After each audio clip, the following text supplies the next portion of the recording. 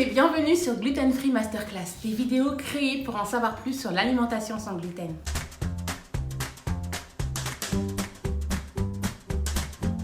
On entend beaucoup parler d'intolérance, de maladies liées au gluten. Mais en fait, le gluten c'est quoi exactement?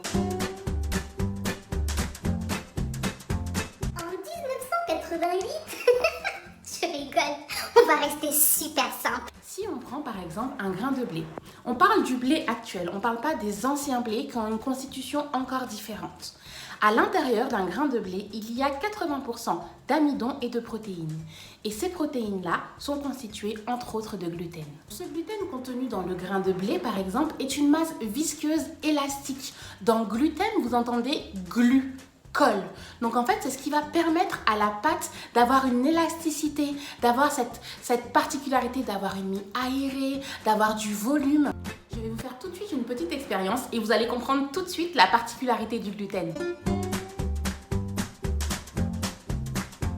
Alors, je vous ai fait deux pâtes brisées, une avec de la farine de blé et une sans gluten. Donc voici la pâte brisée avec la farine de blé et voici la pâte brisée sans gluten.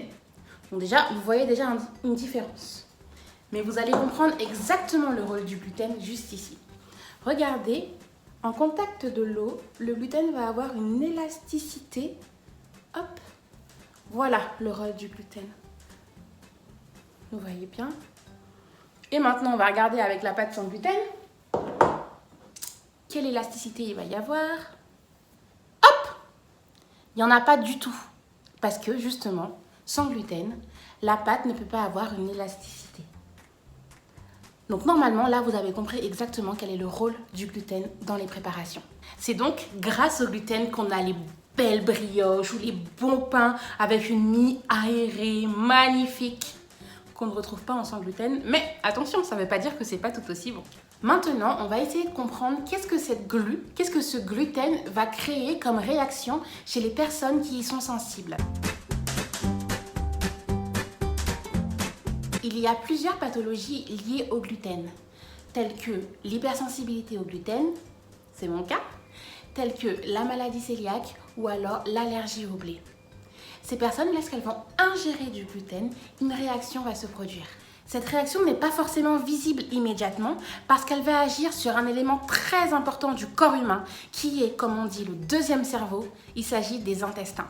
Je ne vais pas rentrer dans tous les détails, mais il y a un point très important à comprendre. Quand une personne qui est sensible au gluten absorbe du gluten, il va y avoir une réponse de son corps et au fur et à mesure, il y aura une altération de la paroi intestinale. La paroi intestinale est constituée de villosités juste comme ça, qui ont un rôle d'absorber les nutriments. Donc au fur et à mesure de cette altération-là, ils pourront de moins en moins absorber les nutriments, ce qui va créer des maladies, des carences, etc. Concernant les symptômes, il y en a plein et ils sont propres à chaque personne. Pour ma part, c'était fatigue, douleur, également j'avais beaucoup d'acné. Et donc en fait, le traitement qui marche pour ça, c'est l'arrêt du gluten. Moi, j'ai également arrêté pendant 3 à 4 mois les aliments qui étaient irritants pour les intestins.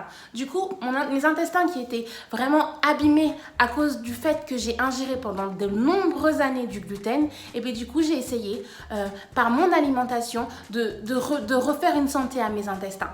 Donc voilà, j'ai essayé de vous résumer dans cette vidéo un petit peu qu'est-ce que le gluten. Si on devait en parler, on pourrait en parler des jours. C'est vraiment un résumé. Mais normalement, à la fin de cette masterclass, vous avez compris qu'est-ce que le gluten, qu'est-ce qui déclenche chez les personnes qui y sont sensibles. Voilà, j'espère vraiment que cette masterclass vous a plu. Il y en a une autre dimanche prochain. Et n'hésitez pas à partager, à liker, etc. etc. À très vite. Rejoignez ma super communauté sur Instagram, YouTube, Facebook et Pinterest.